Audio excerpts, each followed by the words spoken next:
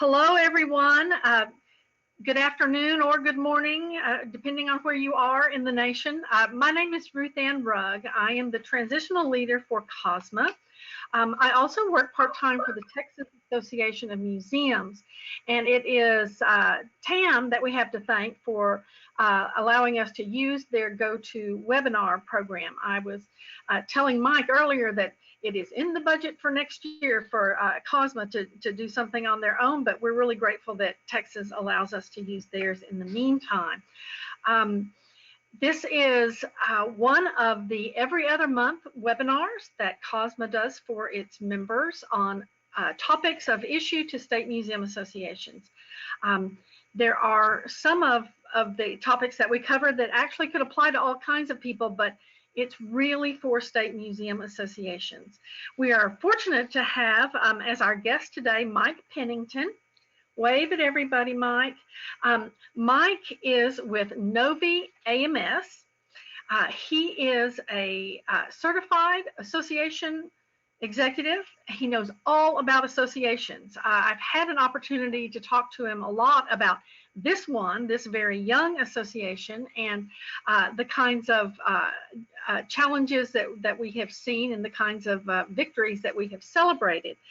Mike is coming to us today from Atlanta, Georgia, well, the suburbs outside Atlanta. He is there. His lovely wife, Lee, who I'm supposed to say is smoking hot, and their 3 children live in the suburbs in Atlanta. I think he gets points for that. Oh, absolutely. The recording or something like that. When I first talked to Mike, Mike was introduced to me by Jennifer Thomas, our colleague at the Virginia Association of Museums. And as you know, Virginia has just redone their whole technological life with a new AMS, a new website, the new everything, and it's marvelous. And so all of us who are envious have said, tell us your secret. And she said, what if I just introduce you to Mike? So when I inquired about his title, because we want to be official at COSMA, he told me that it was evangelist, that he is an evangelist whose job it is to spread the good word about Novi AMS. He's also here as a colleague, a resource for us. This is not going to be a sales job. This is just providing really good information that, frankly, most of us need. I think not all of us make the most out of our SMA information, and the data can be used in some pretty cool ways, and he's about to tell us about it. So the one bit of announcement that I would make is that there are some sections in his presentation where he's going to invite feedback. And if you would go to the portion of your menu over here that says chat, that's where we would like for you to write your questions, comments, answers to the questions, what have you, because he'll be able to see that and we can monitor that. So if you do have a question along the way, you can raise your hand, write in your question mark, and I'll be glad to help you. I hope you can all hear us okay. I am going to get off the line and hide my little face too. And with no further ado, I introduce you to Mike Pennington. Take it away. Well, thank you for that. Now I'll look over when I've had at least our 2 faces on the screen. Now I just see myself. I feel like I'm sitting out on an island by myself. So thank you for the introduction. Yes, my wife is smoking hot, but no, I don't get paid for anyone to say that, but it's just true. Glad to be here with you today. Like you just heard, I'm not here. This is not about the software at all. This is about member data. We've done this presentation several times in a couple different states now, trying to help people understand 3 things you see on the screen. How do you gather member data? How do you manage it, which means storing it, keeping it clean and secure, etc. But then the biggest piece is this using it piece. How do you leverage your member data? I think all associations, and my background, you probably picked up in the introduction, I'm an association guy. I was an executive director of an association for 7 years in Georgia, and then I worked in the association management company for 3 years, and I was an executive director for 3 groups there. So that's who I am. I'm an association guy at heart, and that's really where I come from in a conversation like this one, is to be able to help people better utilize the tools they have, or maybe even help them find other tools. Again, that's not what today's about. I just want to talk to you about member data management, how to gather it, how to clean it, how to store it, how to use it. So that's what we're going to cover today. So I'm going to cover these first 3 points you see here. There is going to be participation. You do get extra credit points if you participate. I don't know what those extra credit points are good for, but you'll get them. So as we cruise along here, we talk about big data. You hear the term big data all the time, and not everybody really knows what big data means. It's very simple. Big data is the entire universe of data about, in this case, your members. Big data is just all the data that's out there in the world. Some of it is firsthand. It's data you get from your own database or from a survey that you send out from your annual meeting. It could be secondary research. It could be university research about associations in general or about museums in general. Big data is just the entire universe of data about a particular subject. And I'm not going to be getting into the entire universe of data today. What I'm going to want to do is focus in on the data that's right there at your fingertips. This is not about research. This is not about going out and paying a company to go find new data for you. You have at your fingertips tons of data. Sometimes it can feel like too much data, which makes it feel very big.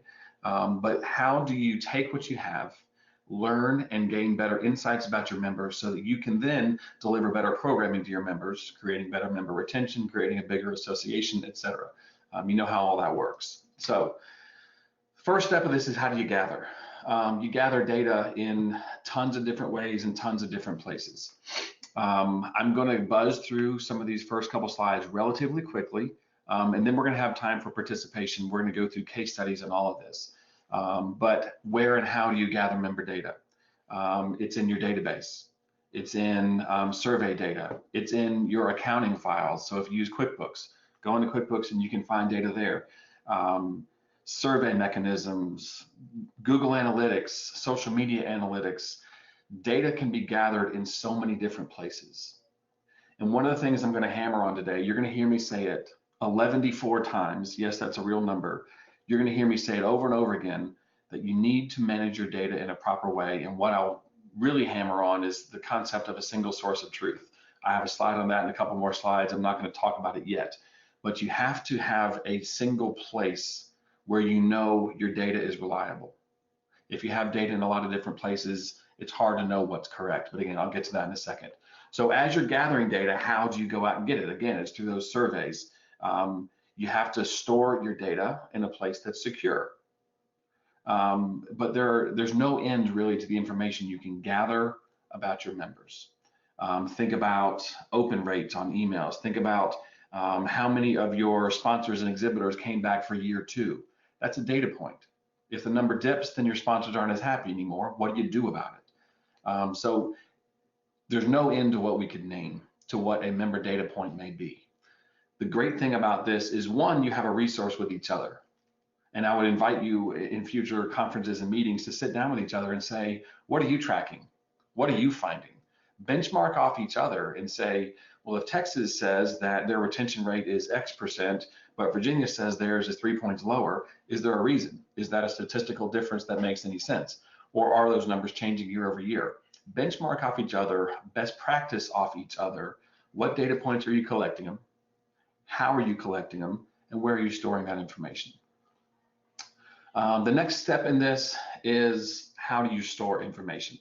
And you're going to see lots of, if you wanted to, if you're a nerd like me, you can find lots of articles, lots of university studies and research that will argue, should you store in the cloud versus should you store on your desktop? What's the most secure? What's the best way to store your data? I'm here to tell you that, in my opinion, and I think what you'll get, largely the tide is shifting towards being in the cloud. With the security measures in place, through really, really strong server systems like Microsoft has, like Amazon has, your data is much more secure in the cloud than it is on the desktop. You see this little dongle right here. Everybody's seen a thumb drive before. Let's say your member information is all sitting on a thumb drive, or you've got a desktop file for your QuickBooks information. You lose your laptop, you lose that little thumb drive, and you've lost everything you've ever owned. If you're in the cloud, you've got backup after backup after backup after backup. It's hard for you to lose your information. It's also less likely for it to be stolen. Yes, there are hacks, but there are a lot more laptops stolen than there are hacks out there. So this is my way of saying that I think storing your data in the cloud is the best way to go. And that's membership data. That's your QuickBooks data. That's why you see companies like Microsoft, they've sent their products online. QuickBooks is going online. A lot of the database programs are going online as well. So another part of this is having clean data. So part of the storing your data is also keeping it clean. If Robert Smith joins the association and then he forgets his password or is too lazy to go type in his password and goes in and creates a new profile as Bob Smith, and then later he comes in as Bobby Smith, eventually you've got a very, very fat database. And fat meaning it's got a lot of information that doesn't need to be there. Robert Smith is there and he should be there only once. He shouldn't be in your database 3 and 4 and 7 different times. It's called duplicate data. It is a waste of time and energy for staff trying to compile all that into one place and understand the entire picture of Robert Smith. So you need to have a system that, one, will prohibit people from coming in multiple times if possible, or two, allow you to merge that data later. And another thing, actually, I've got a slide on this later. I can't say it yet. I have a really fun slide for you later, so I'll share that now, or I'll tell you what it is now and I'll get to the slide in a second. But you need to have one person on staff who owns your data, who is your gatekeeper. And I know that some associations don't have staff, that you may be volunteer driven. There needs to be a leader in every association whose job is to protect the data. You are the gatekeeper of the data. I'll get to that in a second. Another thing that you can do in this gather, clean, store data section is periodic reviews of your data. Yes, it can be done internally by your leadership, your volunteers, and your staff members, but it's also done just by surveying the membership. One of the things we find really effective for associations is to once a quarter, once a month even, or annually, go out and say, here's what we think we know about you. Are we correct? Obviously, you don't want to send out the full survey to everybody every month. That would be ridiculous, and your members would hate you. But if you want to do the full audit once a year, that's great. Maybe periodic little chunks and pieces, 3 questions a month, or a smaller section of it once a quarter. If you continue to survey your members, 1, you're going to get insights from them. 2, you're going to learn about retention possibilities, because if they don't respond to your surveys, that's probably not a good sign. So you can track that sort of thing too. But you know that you're keeping your data as fresh as you possibly can. And again, the better data you have, the better insights you're going to be able to get to, and that's where we're about to head next. The other thing, and seems like a minor thing, but I would say I recommend everybody, every association, every company, this isn't just for nonprofits, every company should develop a standard naming convention for your files. So if you have the attendance records for annual meetings going back and you save them in Excel spreadsheets because you feel like it, person A on the staff will name it a certain way, but person B will name it a different way. Over years, you've got a lot of files and a lot of places named different ways, and it makes it really difficult to be able to find the like files over time. So develop a standard naming convention for the files that you want to save in wherever you save them, online or on your desktop, so that it's easy to find files later. Because if you have copy of spreadsheet that's sitting on one machine and then copy of spreadsheet sitting on another machine, which one's correct? They have different names. You don't know. It's a jumbled mess. The jumbled mess is the situation that we're trying to avoid here. Here's my my preach moment. I guess if I'm an evangelist, I'm supposed to preach. So this is where I really want to preach. You have to maintain, you don't have to. In a best case scenario, you maintain a single source of truth.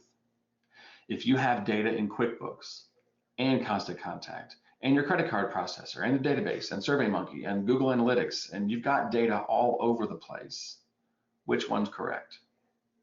Well, so-and-so has a spreadsheet, but I've got this information from SurveyMonkey, but QuickBooks says this, but our database says this, which one's correct? I'm assuming, I can't see anybody, but I'm assuming that people are probably nodding their heads right now, because I've been in this situation before at associations where I've worked. I've seen this happen in just about everybody I've ever dealt with. They've got information all over the place. And if you were to ask them, how many active members do you have at this very second? Most people would say, well, it's probably between 300 and 350, but I'm not really sure. QuickBooks says one thing, the database says another. The reason I have this slide and the reason I preach on this is that you have to have a place that's your single source of truth. What's the gospel? What is the place that you know this is correct and everything else is an offshoot of that? If you have, as an example, a database that's your single source of truth, and that database sends information to all these other places, then you still know that your database is where the information is correct and true. So it sends information to QuickBooks, it sends information to your database, it sends information to SurveyMonkey, but you have to have that central place that you know this is our core, this is where our data lives, and our data is correct. If it's wrong in QuickBooks, something happened with your integration with QuickBooks. That's a different story altogether. But you know you can always go back to this one home, this one place where you have the single source of truth. You're going to get sick of me saying single source of truth by the time we're done, because I'm going to say it a lot more. I fully believe in this concept of having that single source. And by the way, as we go through, I should have said this however many minutes ago, if you have questions, you don't have to wait till the end, or comments, anything you want to throw out there. There's the chat feature inside GoToWebinar. If you want to go down to that, throw questions at me, tell me you hate me, whatever you want to say, you can go into that chat feature and just keep those, because I do want this to be a conversation. I know it's hard to say that with 15 people in a room, but only one's allowed to talk at a time. But if you have questions or comments, feel free to drop them in there. I say that as I have this really scary looking slide looking at you with this messenger of death person with a flaming sword and some weird locked briefcase at his feet. This is my data gatekeeper slide. This is where I say you need to have someone who is militantly protective of your data. If it's a volunteer leader, if it's a staff member, I don't care who it is, but someone needs to own the data. They need to own the database.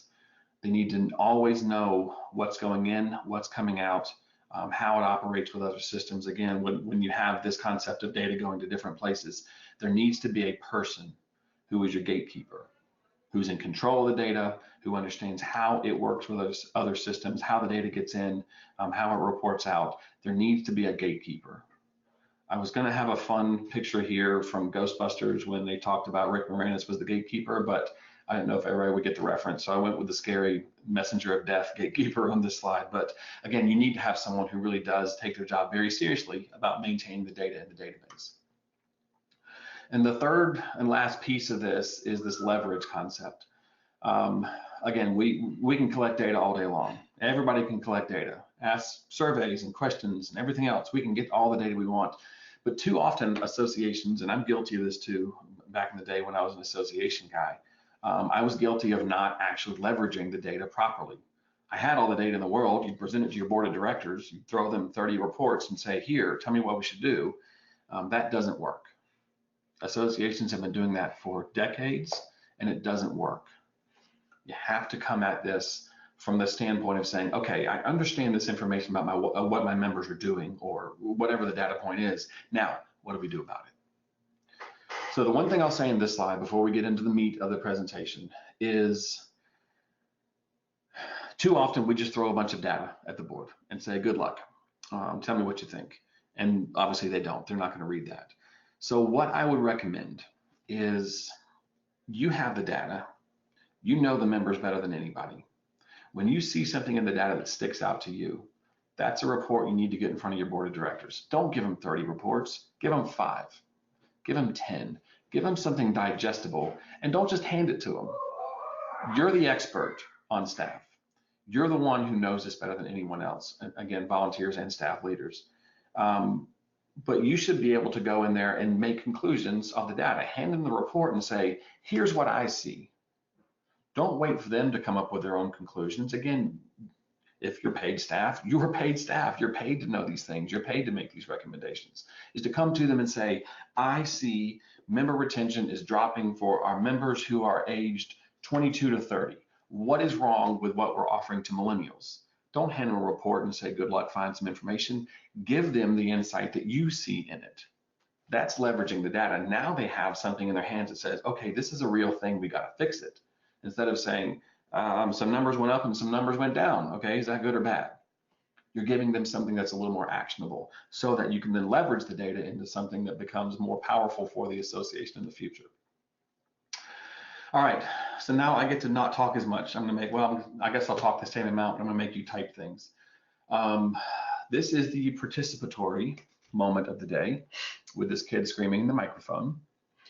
What I'm gonna ask you to do is to come up with data points. And what we're going to do is you throw out a data point you may get about members. Again, I've named a few before. I do have a seed document I have. I'm going to put them onto a document so you can see what we're discussing. And we're going to take these through one step at a time and say, okay, how would you gather that piece of data? Where would you store it? How would you maintain? And then what would you leverage it for? So I certainly welcome everybody to just start typing like crazy as much as you want. If you don't want to type, then I'm going to make it up on my own and you're just going to have to like what I say. But let me bring, if this is going to work properly, there we go. I've got this whiteboard. Can everybody see this whiteboard?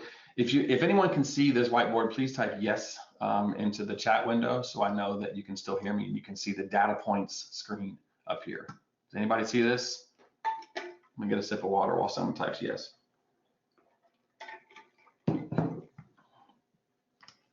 All right, I got a yes. Thank you, Texas Museums. So you see I have some examples up here: event registration data, retention rates, survey data. I'm not going to read them all to you, but these are examples of data points that you can have about your members.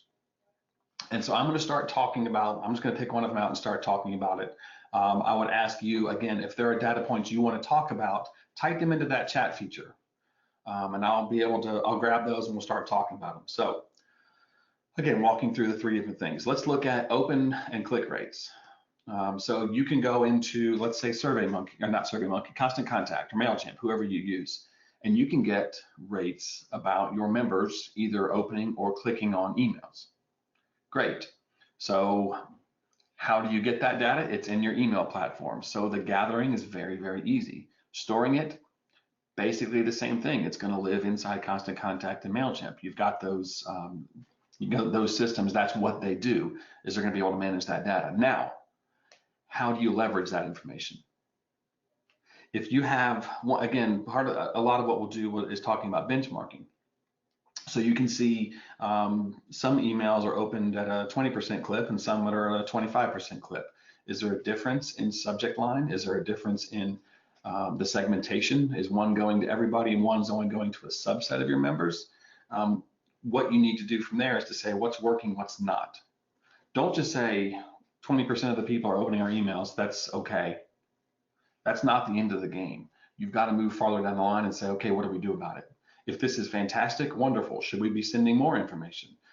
If it's going down, then maybe you should say, maybe people are done with email. We need to mail everybody a postcard.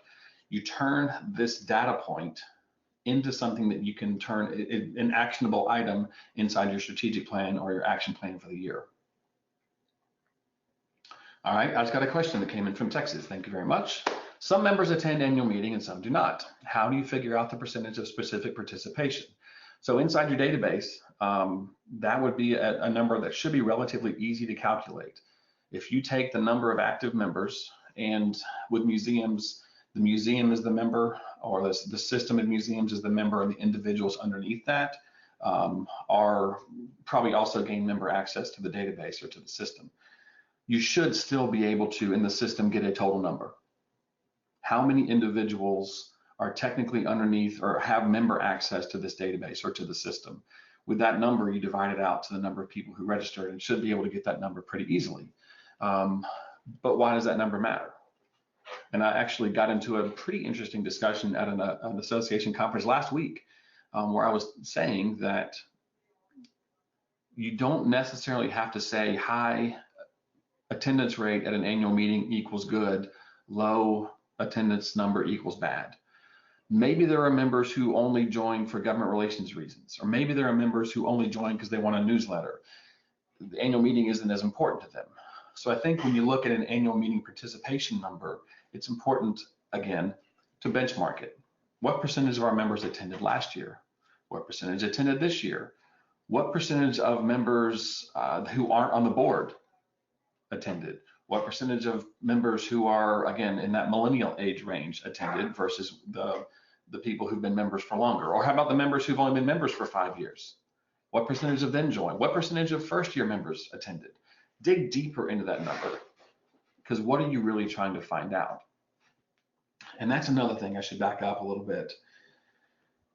One of the important things here is really having a sit-down strategic conversation internally with the association to say, what do we want to know? You can't wait until a question pops up and then go try to find the data. It's too late. You can't wait until there's an emergency and you need to know some piece of data and you don't have the information yet to start asking. If you need it, it's too late to start asking. So you have to be looking in the future, saying, what are the sorts of things we want to know about our members and our sponsors and our vendors and whatever else it may be? What are the data points we are going to want later? Start asking for them now. It's always, with data, it's always important to start now and then continue. Update those numbers as often as you can so that you have good, fresh, clean data as you continue to go. Sorry for a little tangent there, but I forgot to mention that earlier. So again, on this participation annual meeting question that we got, again, why do you want to know? Do you want to know because annual meeting is the most important event of the association and the attendance number is dropping? Then that's great. You need to ask why. Find the people who went last year and didn't go this year. Why? Was it just a blip on the radar and it was a scheduling conflict for a bunch of people, or is there something missing in your programming? Maybe the formatting is off. Maybe the time is off. Maybe the place is off. Maybe the cost is off. Again, you're benchmarking to find out, is it growing or shrinking? Is that good or bad, or is it a neutral? And then if it's something you need to address, how should you address it? Because you can dig deeper into a second data point to say, okay, we see that it's shrinking. We see that's not good. Now, what do we do about it? It's always this third piece, that leverage. What do we do about that data piece? So thank you for the question, Texas Museums. Anybody else has one, feel free to drop it in there. I will move along to committee participation. So this is something that would be housed in your database, probably. Some people may maintain it in an Excel spreadsheet, which is certainly fine. Participation, in my terms, what I'll speak about is number of people who actively participate on committees versus number of people who say they're on a committee and never show up. So, because we know a lot of people who do that. Maybe the museums don't have that issue, but my associations always did. So committee participation, are people still active in committees? Are people staying on committees once they've been there, or they're in for a year and drop out? There's lots of different data points you can find inside that committee participation conversation. And again, it goes into leverage. What are you going to do with that information? So if participation is dropping, I wouldn't be surprised by that, because in modern times and associations, people don't want to, quote, join a committee. They don't like the word join. It sounds like a prison sentence for some people, that you're going to be a life member of the membership committee. They want to find something that they can participate in, but they don't want to necessarily join. So maybe participation or a task force or something like that could be a different way to attack committee participation without calling it joining a committee. Again, what do you do with that information when you get it? If people are jumping out of committees, then we need to find another way to get them involved. We need to find another way to get volunteers in and get them working. You know what I'm going to do is I'm going to add one, because it's something I really like to talk about. If it'll let me do this. Ooh, it's not doing it right. If I knew how to use technology, it'd be great. You could say, don't you work for a software company, Mike? It's not working. All right, I'm going to create a new one. Average age of AR, average age of your accounts receivable. So what does that mean, Mike? Well, I would tell you that if you have your the age of your accounts receivable is increasing, then you've got some issues. If people aren't paying their bills, that's maybe not such a great thing. There's the obvious that you're not getting the money in the association that you would have wanted. But what else does it mean? Dig deeper. So let's go back to the beginning again. How do you gather this information? Well, it's sitting in your accounting software, QuickBooks or Sage, whatever you use. It's sitting in your accounting software. That's easy to get there. How do you store it? Same thing, just like with Constant Contact before, it's already there. It's living in QuickBooks. It's being stored there. It's a monthly report. So the storing and maintaining that is automated for you. So this is an easy one. Now, the question though is, what do you do with it? The average age of your AR is increasing. To me, the first thing I think of is that means that people are disengaging with the association. If they're ordering products or they're registering for events but not paying you, they're not seeing value in the product or service that you're offering to them. And to me, that's a giant red flag, that people are stopping, that they're not paying as quickly as they used to. And maybe it means that your bookkeeper is going to be working overtime because they need to get that AR number down. But the same point is true again. What are you doing with the information that you're getting? What are you doing with all these data points? Let's look at social media analytics as another data point that's out here. And again, feel free to drop those in the chat if you have any others that are popping in your head as we talk, or questions about the ones that we've already covered. So social media analytics, you can get those again. So we'll start at the beginning. How do you gather that? There are services out there that's all they do is they will maintain all of your social media analytics for you, or you can be specific inside the platforms. They'll maintain it automatically as well. So you go into your Facebook page. If you're an admin for that page, you can get your analytics right there. You can get your Twitter analytics through them. You can go to Hootsuite and manage all of your platforms at once, and you can get good data at once from a lot of places from something like a Hootsuite. So there's a variety of ways you can gather that data, and the same thing with storing it. It's going to be sitting there waiting for you to go in and get it. Now you have to go get it.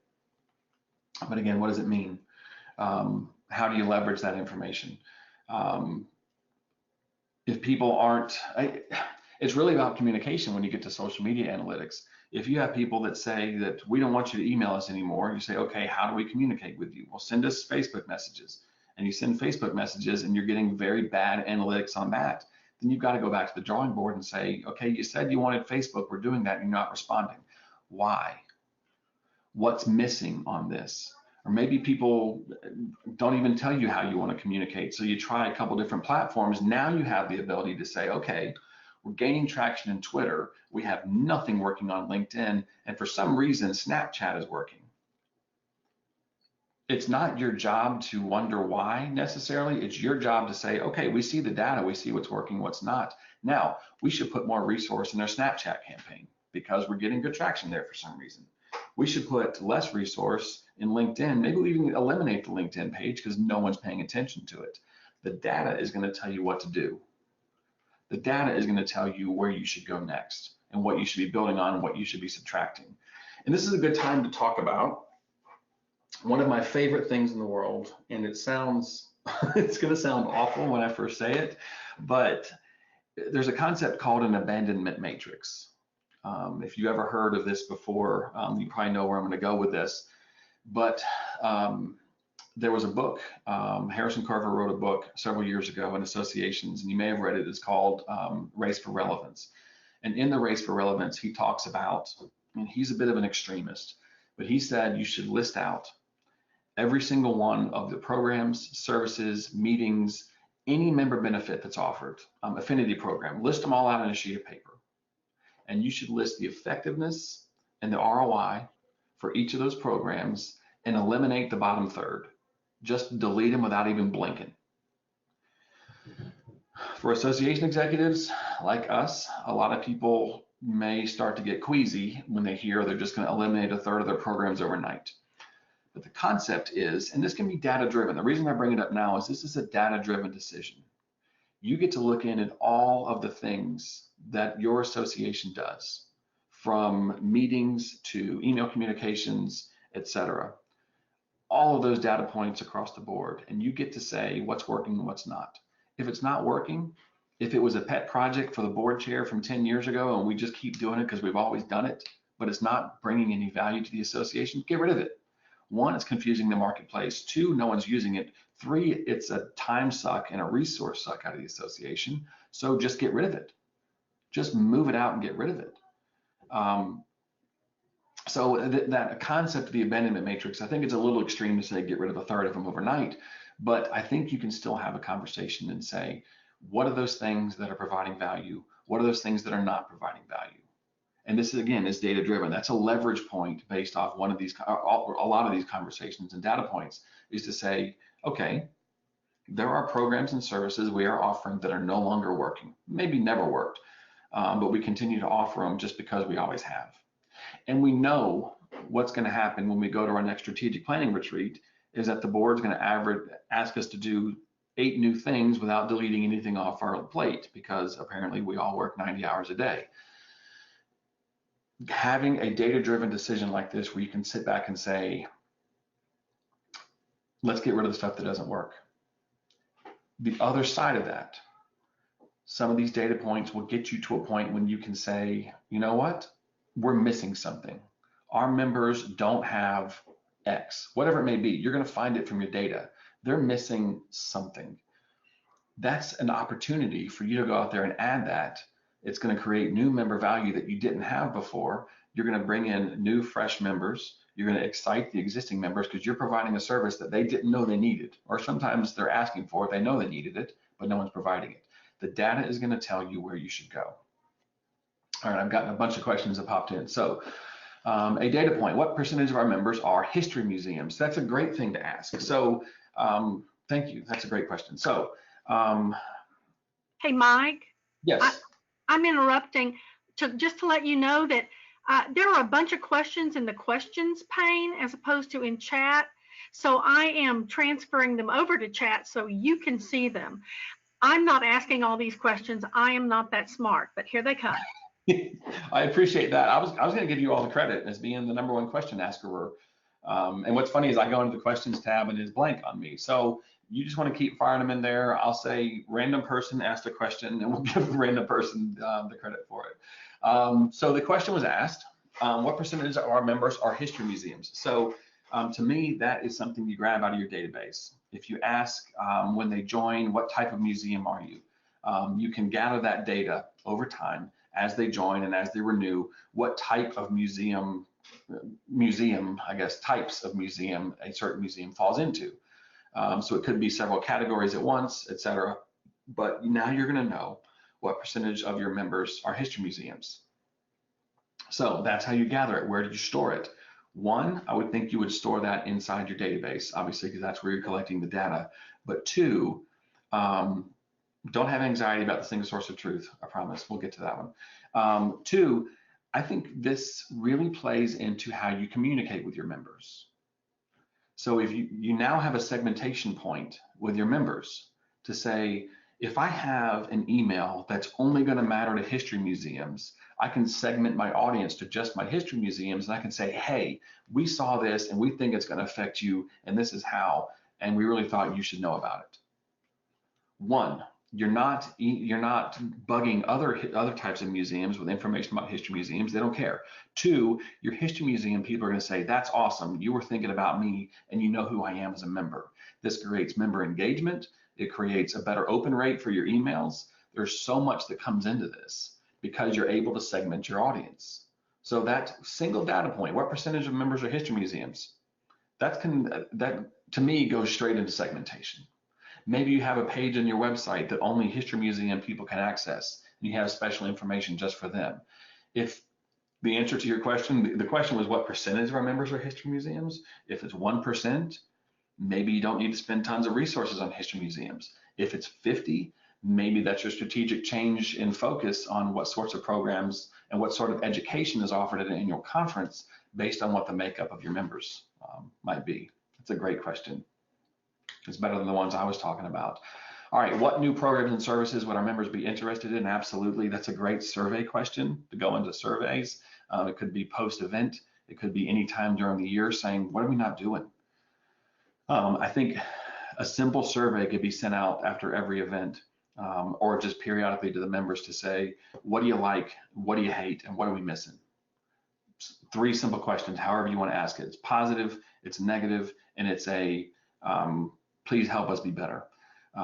So if all the things they tell you they like, that's a data point. Here are the things that people like.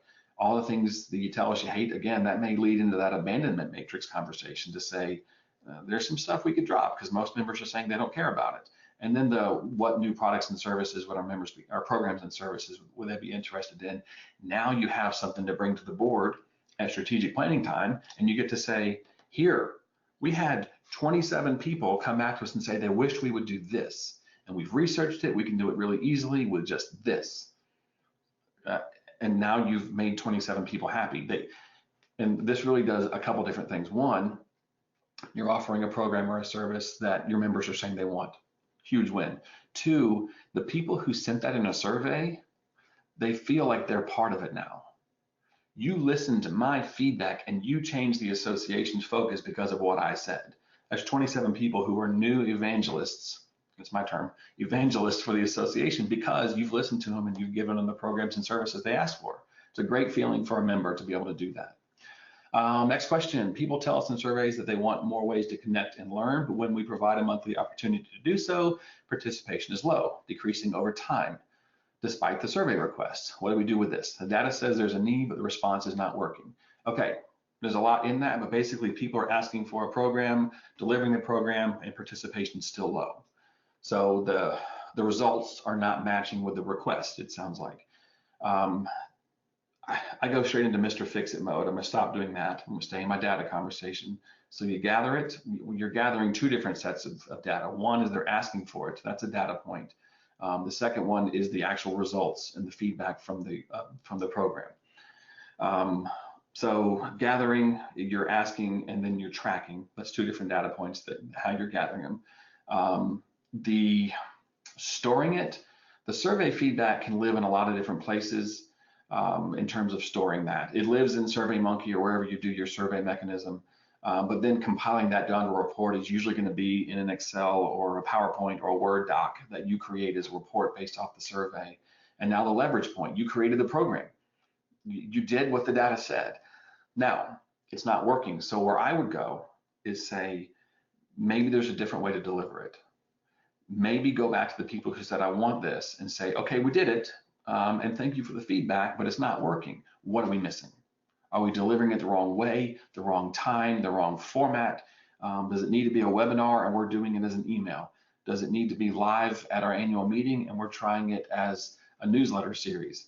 I don't know what the answers are, but I would start to look at the people who asked for it, if you can get that data, if you have the names, or some people who said they wanted it, go back to them and say, help us. We want to deliver this and we know you're interested, but people aren't on board. What can we do to possibly deliver this either in a different way or a different format or different timing so that people will jump on with this program better? That's where I go. And again, that's putting on my Mr. Fix-It hat, trying to solve the problem. But what I love is that you used data to create a program. It may not have worked. That doesn't mean stop.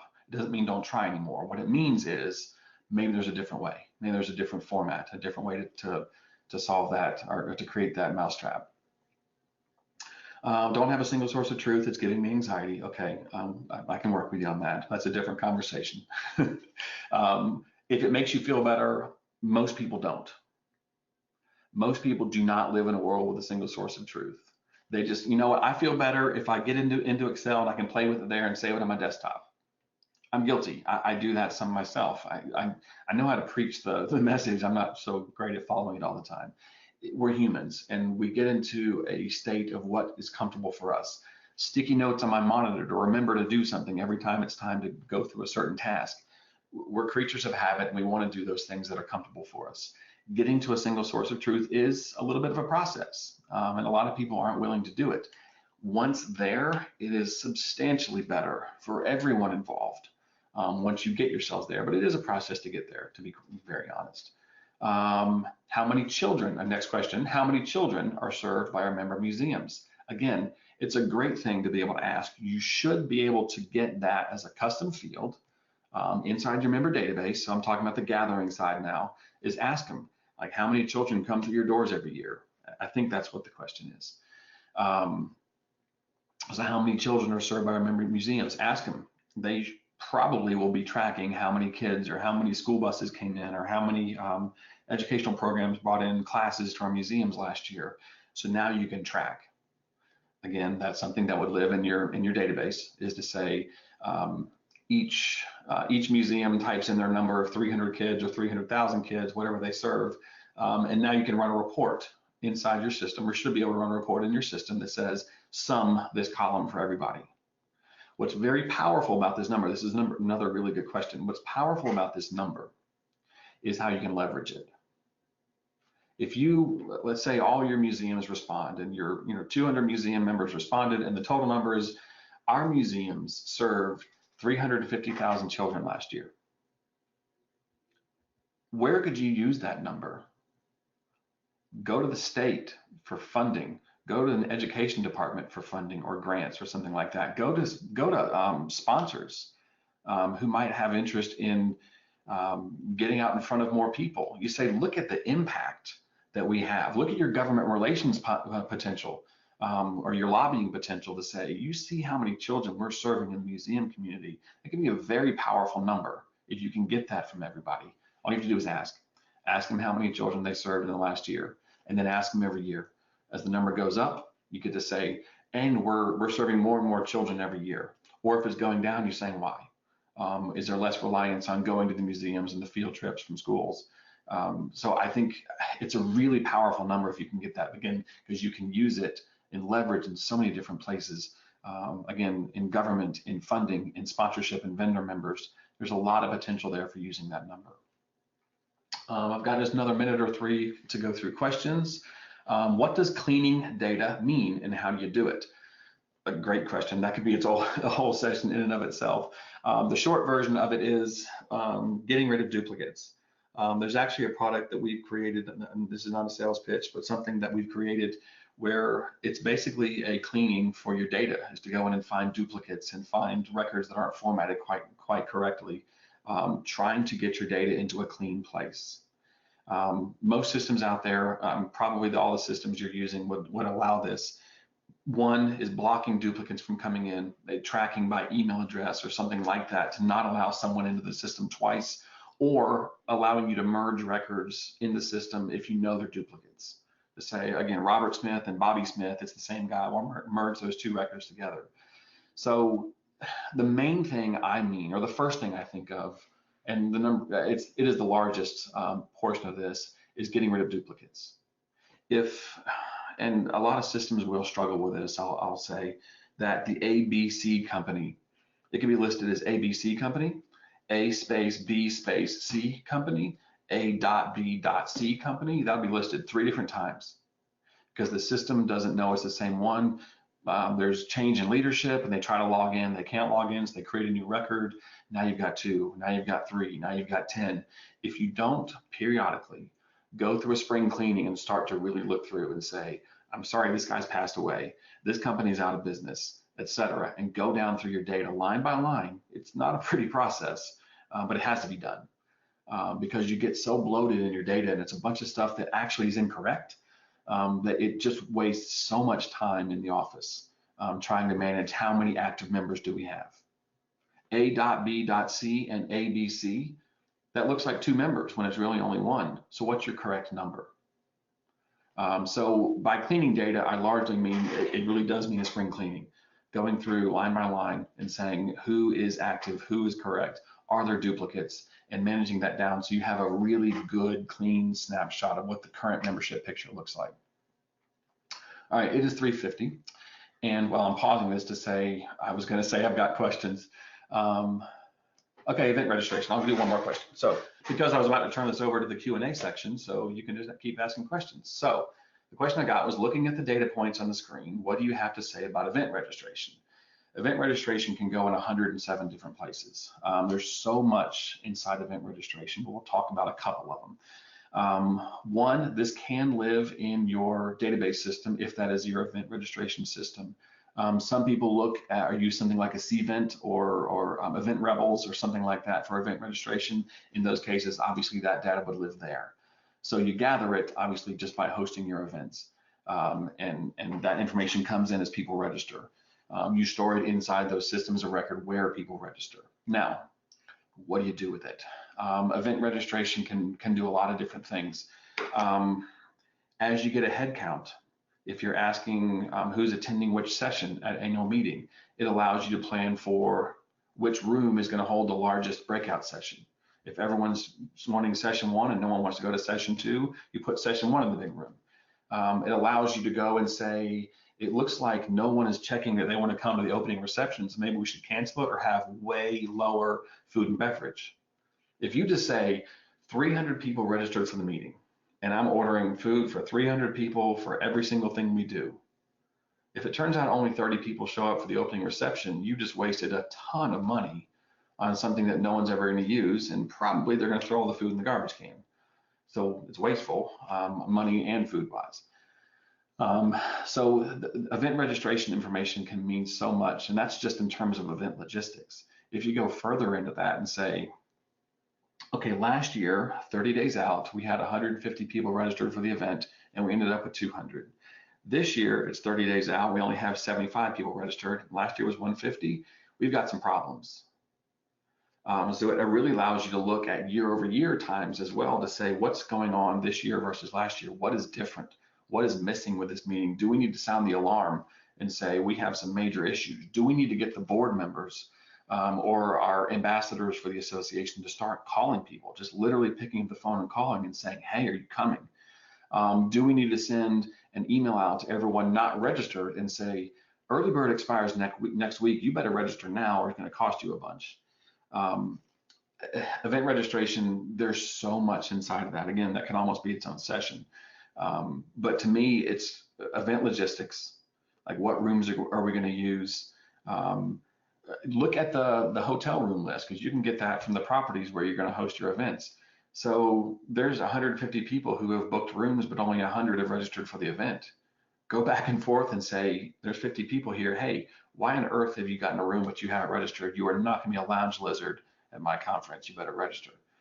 Or I will send you a late registration bill and you're going to have to pay it. There's a lot you can get out of event registration. So I hope that's somewhat answered that question. With the last couple of minutes, I do keep sending in questions if you have them. I'm more than happy to continue to get those. I am going to slide, and only have about 5 minutes left, down to the closing slide of the presentation, which was going to be a case study, which I'll tell you, take this away with you. It's really hard to do a case study in a group setting anyway, so it was going to be awkward. But what I was going to do is just walk through this. I'll take 2 minutes and walk through this case study, and then I'm going to close it out. So I'll give you the short version. Don't feel like you need to read this. The board says, this is a sample case study for an association. The board says, hey, millennials aren't engaged, and they want you to do something about it. And they're mad because they said they brought it to you before and you've done nothing about it. You feel like, your gut feel is that the millennials are involved members and they want to take advantage of their benefits. So what data would you want to know? How do you get it? And what are you going to do with it? What other action steps would you put into place? I've done this case study with a lot of groups, and the answers are usually pretty similar. They go out and they're going to say, look at the database and say how many people fall into that millennial category of age. It should be in the database. It should be very easy to grab, and just filtering your group by birth date, as long as that's a data point that you have. You could also look at, obviously, participation rates, because they're saying the millennials are not engaged. So you can look, 1, how many do you have? 2, how many of them are participating in committees? How many of them are attending events? How many of them are opening emails? There's a lot of different data points you can pull to try to feed engagement or look at that engagement picture. So once you get all that data together, you can then paint a picture and say, listen, we have, say, 100 millennial members. In the last 6 months, 93 of them have done something. They have come to a committee meeting or gone to an event or signed up for a webinar or whatever it may be. So you hand that to your board and say, look, they are involved. I get you, you want better involvement. So some of the things they've said they wanted are X, Y, and Z. Now you have opportunity, because they've asked the question, to say, what other action steps would you put in place? You can say, well, they've been asking us if we would build something else, whatever it may be. So this is a two-pronged thing, I would say. If you are correct in your data that they are involved, is you get to go to the board and say, yes, they're involved, but hey, if you want more, we can do more because they're asking for more. This is, again, I blew through that way too fast, but in a live setting, it's easy to break up in groups of 4 or 5 and really discuss this. But I want you to think about this. Any question that comes to the association, any strategic discussion about what's happening next or what should be happening next, there should be data to support it. And that's the key here. There's data to support it. Use the data. If you see something in the data, it's up to you to say, listen, I see something going on here. And so now, therefore, we should leverage that and do something else. We should drop a program, add a program, move the annual meeting, eliminate the annual meeting, whatever it is. Use data to support the decisions that are going to drive toward the strategy of the association. And that's what this is really all about. Drive towards your strategy with the association. You have a mission and vision. So I'm going into strategic planning mode on you now because I facilitate those two. So you have your why. The board is in charge of the why. That's your mission and vision. This is why you exist in this as an association. Mission and vision. The next step is the what. These are the big goals of the association. This is the board's job. Come up with the what. The staff does the how. That's the action steps, the individual steps and items that are going to happen to accomplish the goals, which achieve the why, which achieve the mission and vision. So all of that can be driven by data. All of those action steps are driven by data. Those goals are driven by, we see what's happening in the marketplace and we know that we can grow. We know that these sorts of things can happen and we can be the ones to drive it. You're going to have data that's going to support that. Last slide, I promise. 5 takeaways I want you to have from today. I'm going to compile some of the things we've talked about for this event, and I'm going to send it back out. I can send it through COSMA back to you, or if I get an email list, I'll send it to you. I promise I'll never spam you. But 5 takeaways, the main things I want you to take: a single source of truth. I told you I was going to say it 100 times, and I think I have. You've got to have that single source of truth. Don't have anxiety if you don't. We'll get you there. The second is you need to have that data gatekeeper, some person who owns that conversation, who owns that world of managing the data. For the board meetings, I would say less information and more insight. So again, that's about not just throwing them reams of studies and data and all sorts of different reports. Give them the 5, the 10 reports that you think have real insight about where the association can go, and then give them your opinion and your feedback. Say, here's the reports. Now what I see is this. They're going to value your input. If they don't, then that's a different conversation. Start collecting now and then collect some more. This is just about, you can't wait to collect the data until you need it. You've got to start collecting now. So sit down and decide what you need now and start asking for it. And I'm really not kidding that you need the single source of truth. So that is it for today. I think it's 3:59 in Eastern time at least. So it's right on time for moving out. So I will turn this back over. If there are other questions, my email address is at the top. My phone number, if you want to text me, is right below that. You can get me in all the social media type places. If you have anything you want to do, you can send my way. So thank you for having me today. This has been, it's fun for me to nerd out and talk about association data. So I was glad to be able to be here. Well, thank you, Mike. I know I speak for all of my colleagues when I say thank you. And you gave us a lot to think about. I took a page full of notes and I knew what you were going to talk about. So thank you very much. You guys copy down his information so we can get in touch with him again. Y'all have a good day. Bye. Thanks, everybody.